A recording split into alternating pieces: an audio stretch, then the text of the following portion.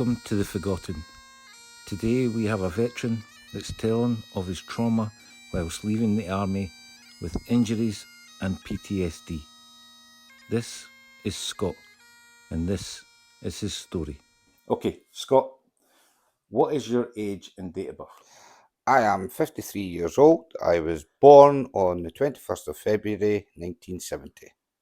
And where are you living just now, and what is your employment status? I am living in Collington Mains Drive in Edinburgh, and I'm retired.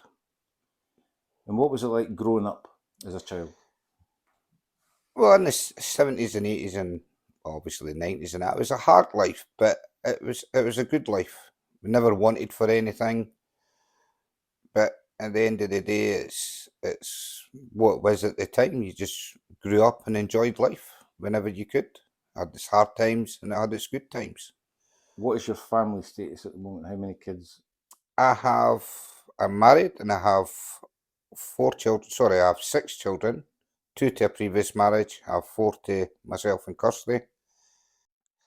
I always wanted to join the army as a kid. It was one of the things I always wanted to do. But when I was growing up, my grandfather says to me, he says, before you join the army, get yourself a career.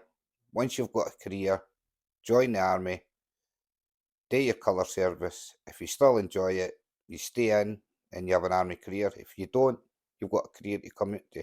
And that's what I done. Joined the 1st Battalion of Royal Scots in Werl in Germany in 90. I wouldn't say I was a brilliant soldier for the first year there, but I learned what I could do, what I couldn't do, what I could get away with, what I couldn't get away with. And you only learnt that off of people that had done time served. The banter was good. You had your good points and your bad points. Everybody loved it when we were on the beers, having a good time and a good laugh, adventure training. We all hated it when we had to go and exercise, but that was part and parcel of the job. You worked hard, you played hard. I went to Northern Ireland. I went to the first Gulf War, Operation Desert Storm. I've been to Northern Ireland, been to Bosnia. I went to Belize, and I went to America. And yeah, it was fun. It was good. And I believe you went back to Iraq again. And then I went back to Iraq for the second time. A second time. I went back to Iraq. Three tours in Northern Ireland. And they would have been 91 stroke 92, 99, and then 2000 when we got posted over. And what sort of areas were they in? I was in Crossmaglen, South Armagh. You done Crossmaglen? Done Crossmaglen each time. Known as Bandit Country in South Armagh, yeah. And I believe you said to me before that you went to the northern part, sort of Ballykelly, Londonderry, Belfast. Well, Derry, London. Londonderry. It was good an experience. With Northern Ireland, you heard and you seen all the things on TV, what happened with the bombings and soldiers getting hurt and civilians getting hurt and that. So when we got told we were going across, if anybody turned around and says they didn't have a bit of fear or anxiety to go over there, I would basically call them a liar. It's the unknown, the not knowing factor. When you face an enemy in a uniform, you know who you're shooting at. When we went to Iraq, but Northern Ireland was different. You didn't know who was friend and who was foe. I wouldn't say you used to it. You never got complacent in anything that you did, because it was drummed into you. You were trained never be complacent on anything you do. You never totally felt relaxed. I don't think you couldn't ever feel relaxed. The routine, once you got into a routine, a routine when you were doing up in the towers or you were in the camp, um, on patrol or things like that, a routine, you always stuck. There was no set routine when you went on patrol. It was always different. It was always, you never had a set routine. In camp, you had your set routine. When you got back in, it was everybody got all their kit, everybody got all their ammunition, clean your weapons, debrief, and then you managed to relax, get some sleep, get a wash, get a shower, get your clothes washed. Once you got into that kind of routine, you want to say anxious in camp, but the anxiety never left you. They want us there to help them, but once we're there helping them, they don't want our help, and then we become the enemy, and it's wrong. We're people of all faiths and all religions, and we're doing that job because it's something we want to do, not being told to do it like some armies are told. We're not told to join the army, but we've voluntarily joined the army because we want to help people.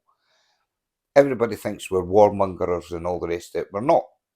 It's a job. It's an enjoyable job, but at the end of the day, we're there to do a job, and that job is peace. Were you ever injured? Not when I was deployed. No, I never got an injury on deployment. I got my elbows trapped on a motor hatch in Iraq. Not in Iraq, I tell a lie, when we were training in Germany. I got both my elbows trapped in the motor hatches. Somebody stood in it, and I had damaged nerves in both elbows. Not to the extent where I needed surgery or anything like that. It was just nerve damage, which stays with you all the time. But you just get on with the job, because if you were to stop for every aches and pains, then you wouldn't get anything done. So you just learn to live with it and carry on with the job that you're doing. I was medically discharged for the army in 2007. Was my final day in the army. I ended up having a prolapsed disc and spondylitis, damage to my elbows and my knees, which ended up me getting medical discharge from the army. So I went on a med board in 2006. They done their investigations, done their paperwork, and then 21st of February 2007, I handed my ID card in, and that was me then a civilian, which was hard. So a lot of people that I've spoke to before have left with numerous physical injuries, some with missing limbs, etc. But a lot of them have got mental health issues. Did anything like that happen to yourself? It did, but it taken a long time for me to acknowledge that I had that. It taken about 4 years where it come to a point with my wife. Basically says, you either go and see a doctor or we're going to end up separating. So I went to the Veterans First Point, had an interview with the psychologist. Through talking, after a couple of sessions, the found out that I had PTSD. My wife turned around and says, I used to be one of the most patientest people you'll meet, and you'll probably verify this yourself, Craig. It took a lot to wind me up.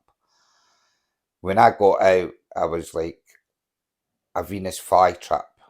Anything would just set me off. And that was one of the signs. PTSD and not sleeping, not eating. I didn't turn to drink, I didn't turn to drugs, but I was more of the not sleeping and eating. Where a lot of military personnel do, and they find It does, themselves because it's a culture shock. It's a severe culture shock from being in the military, having your friends, your families, your colleagues, your workmates. You're doing things. You're either preparing to go on operations, or you're on operations, or you're doing adventure training, or you're having family time. In your family time, you were always around your colleagues and your friends. When you get out, that's taken away from you. That is gone. You always try and say you will keep in contact, it'll be the same, but the unit moves on, and your friends go away, and you can't keep that, and you realise that you're on your own, and it's hard. So what was it like actually getting out? You said you were injured, and at that point in time, you never knew you had PTSD. So were you able to work when you left because you were medically injured? No, I couldn't work because of my injury. Surgery wasn't an option. The surgeons turned around and says it didn't matter if they operated. There was more chance of it not succeeding than succeeding, or it could put me in a wheelchair. Well, I didn't think they were any good options. So um, physio didn't work for me. So basically, I'm on at what they say I've got is chronic pain through the injuries, through because now it's affected my neck, um, and my elbows with the nerve damage. It's all combined. So I have tennis elbow in both arms now as well. So I can't work basically. So because I can't work, you feel that you can't do nothing, that you're not a provider anymore. If you can understand that. So it feels like you're going down a spiral Yeah, you're on a staircase. slippery slope. You're not coming up, you're going down. And when you ask for help, you can't get it, because as soon as you hand your ID card in to the military then don't want nothing to do with you. There's I went up and asked for help, and I got turned around and told, you're not in the army anymore, we can't help you. And that was it. Then you had to go down to the job centre. That was a minefield. Because you hadn't been there before, you didn't know what you were doing. You get treated like you're a second class citizen, that you're stupid. They speak to you like you're an idiot. You know what I mean? Like you're one of these people that you don't know what you're talking about, and you don't do anything, and you don't know anything. So you're treated like an idiot. And you say, well, I've never done this before. Can you help me? No, we can't help you fill in the forms. You'll have to go and find somebody that can help you fill in these forms. So you got the Citizen Advice Bureau, and they're like, well, we can help you with some of them, but it's hard to get an appointment with the Citizen Advice Bureau. So you're waiting weeks, sometimes months. So you try these other agencies to try and get help, but they can't help you. So you end up getting frustrated. And I know some people have actually turned around and went, fuck it, I can't be arsed with this. I'm not doing it anymore. And they didn't do it. But then they get somebody that helps them, and they end up filling in the forms and they get it. But it's like once you've handed your ID card in, no, the military don't want to know you in any shape, fine form. That's you. They've used you, they've abused you, they've damaged you, but now they don't want to. They don't want to know you. They won't help you. There was myself, my wife, and my 4 children. So there was 6 of us in total, living in a married accommodations, the Defence Housing Association house. When I finally got out the army, I got given a letter stating that I had 93 days to leave that property. And if I didn't leave that property in 93 days, then they would take me to court to evict me from the property. And basically, that's what they did.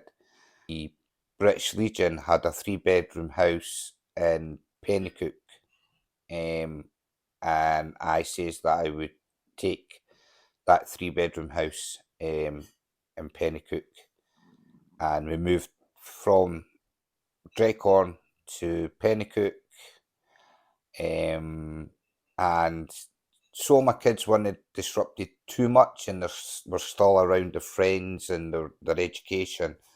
I travelled 10 mile in the morning to drop them off at school, and then 10 to 30 mile back at the end of school every day for 2 years.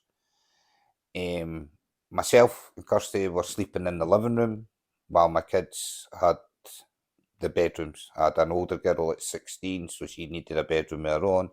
I had 2 young girls, so they shared a bedroom, and I had one boy which needed he needed a bedroom on his own. It taken Edinburgh City Council 8 years to house me in a property. 2007 I come out, And it took them a further 2011, 4 years after and that. another 4 years to get me a house. But the only reason that I ended up getting offered, and the shock was I got offered two properties at the same time.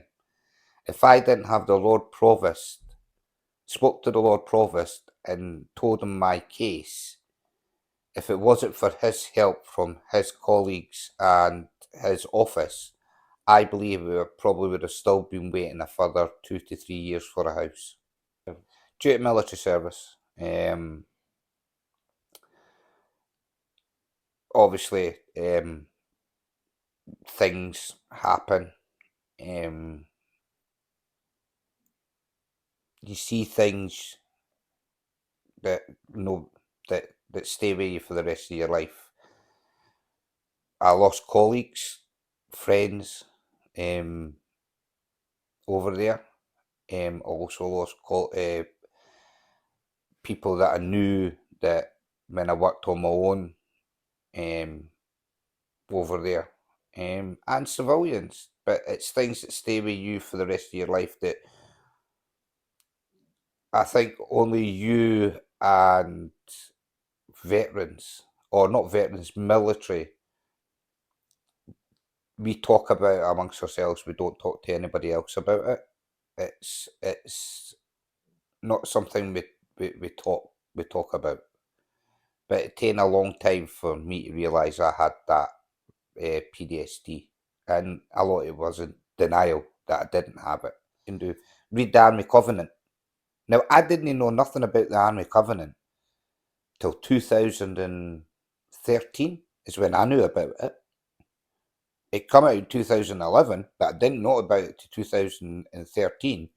And if you read through that Army Covenant, and you go to these relevant agencies and you say, by the Army Covenant, you're supposed to give me a house in such and such a time. I'm not at the bottom of the list anymore. I'm in the middle of the list or the top of the list. I want a house in a decent area. They turn around and say, what gives you right to do that? And you say, well, the Army Covenant says it happens. No, it doesn't. Well, they're allowed to pick and choose what parts of the covenant they're allowed. When they want to use it and when how they want to and use when it. Yeah. So technically speaking, anyone that gets out now may only have 1 point. 1 point. I believe depending it's on the council they go to. yeah. I believe it's changed now, where I believe they get 25% time served, which is not a lot in points terms. And then some councils will give you more. So I felt like a second class person in my own country, that I had to beg to get help, beg for help, beg for this, beg for that. It was like you were getting down on your arms and knees, and it got frustrating, and you got angry, and you ended up saying, fuck it, I'm not going to fucking go, I'm not going to apply to the job centre, I'm not going to apply to Edinburgh Housing. And then again, your wife's going up, well, what are we going to do? Where are we going to live? How are we going to survive? You know what I mean? And then you can stay in the army quarters after 93 days, but you end up paying 3 times the value of the rent. So, you're damned if you do and you're damned if you don't. Pension, I would be able to go to the bank, naive, would be able to go to the bank with my pension and say, I get this every month, can I get a mortgage? Now, I thought that would be no a drama because you've got that for the rest of your life or till you pass away. Okay? No, it doesn't work like that. They only take three to 3.5 times the value of that. I couldn't buy a cardboard box in Edinburgh for what they were offering me for a mortgage. You know what I mean? It was ridiculous. There should be something in place for soldiers getting out if they want to buy their own property and they've done their 22 years or 26 years now because they're up to time that you can serve. Then that person should say, right, well, you've got this pension for the rest of your life. Go to the bank. Now, I believe it's the Royal Bank of Scotland or the Bank of Scotland is owned by the government. Majority is owned by the government. You should be able to go to that bank and say, I want a mortgage. And the bank should turn around and say, well, you've got up to this amount you can use to buy a house. And give them that money to buy a house in the area that they want to live in for the rest of their life, take their children and grow up in. And it takes a burden off that person, that soldier. And it would take a burden off the council. And it would take a burden off the council. Yes. So when you got out the army, Scott, you were injured, you weren't able to work, and I take it you went on to benefits at that point. Did you get any help from the likes of the British Legion, Poppy Scotland, SAFA, Erskine, or anything like that? I got no help from any of these agencies. One, I didn't know that some of them existed at the time. I only learned out later on that they were there. But what I believe through other colleagues that when they've asked for help from SAFA and Poppy Scotland, that they get told there's nothing they can do for them. You have to wait till this happens, or you have to wait till that happens before we can help you, or you have to wait till you get into this situation before you get to help you. Now, we are in the forces are trained to preempt these things, to stop them from escalating to certain things. And that's what we were trying to do. Now, when you try to do that at Civvy Street, it doesn't work. You can't do this before that happens, and you can't do that. You can't get this before that.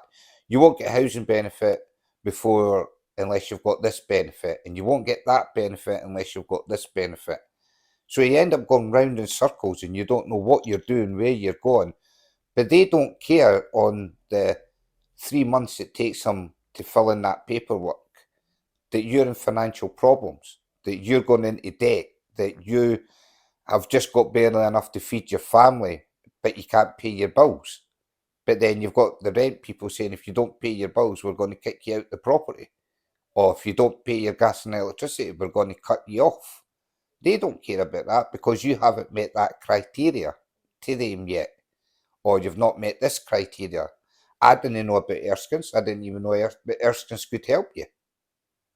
I've had none of these people got in contact with me, to me when I got out the army, asking if I needed help.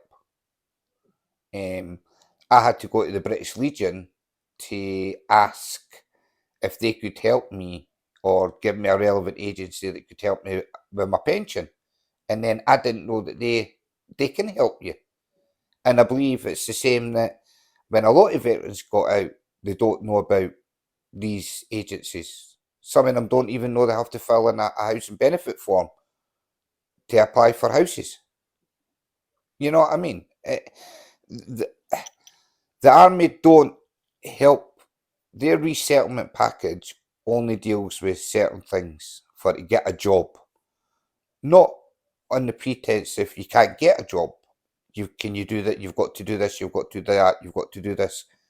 There's none of that information there for the veterans getting out. Okay, I keep my head just above the parapet, but every time I seem to get above that, when I seem to go over the line and seem to think, oh yeah, life's getting better, but this is happening, we can save something. There's somebody grabbing me and giving it, no, you're not allowed above that line. You're down here. And something that always happens, my benefit gets stopped for some reason, My housing benefit will get stopped for some reason that it takes weeks to get sorted out, but by then you're in debt with your housing and they're screaming at you to get it sorted out. And then that adds more pressure on you to make sure that you can feed your family.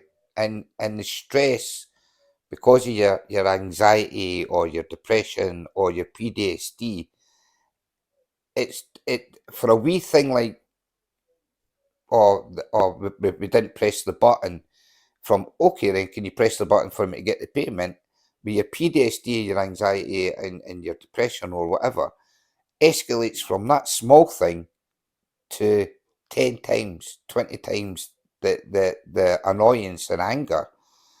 At one point, I could go from calm and collective to up there ready to grab you by the thorax and throw you about like a wet paper towel.